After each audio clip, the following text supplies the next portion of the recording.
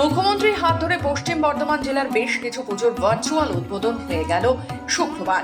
এদিন মুখ্যমন্ত্রী মমতা বন্দ্যোপাধ্যায় সন্ধ্যায় বিভিন্ন জেলার পাশাপাশি পশ্চিম বর্ধমান জেলার বেশ কয়েকটি পুজো উদ্বোধন করেন। এদিন জেলার মূল অনুষ্ঠানটি হয় রানীগঞ্জের ইস্ট কলেজ পাড়ার সার্বজনীন পুজো কমিটিতে। এখানে উপস্থিত ছিলেন রানীগঞ্জের বিধায়ক তাপস ব্যানার্জি, রানীগঞ্জের town president Rupesh Yadav, borough chairman Mozammel Shahzada, রানীগঞ্জের বিডিও আধিকারিক শুভদীপ গোস্বামী। তাছাড়া উপস্থিত ছিলেন রানীগঞ্জ থানার ভারপ্রাপ্ত আধিকারিক বিকাশ দত্ত, এসআই অফিসার অজয় বাগ। এদিন বিভিন্ন পুজোগুলোর পাশাপাশি উদ্বোধন হয়ে গেল রানীগঞ্জের ইস্ট কলেজ পাড়া পুজো কমিটি দুর্গা পুজো। আমাদের এবছর 44 বছর পূর্ণ হচ্ছে।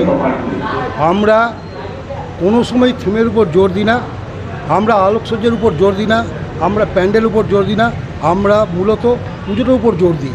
পুজো যেন নির্দিষ্ট সময়ে নবপত্রিকা প্রবেশ করাতে পারি, নির্দিষ্ট সময়ে সন্ধি পূজা এবং বলিদান সমাপ্ত করতে পারি এবং নির্দিষ্ট সময়ে বাড়ি বিসর্জন করতে পারি।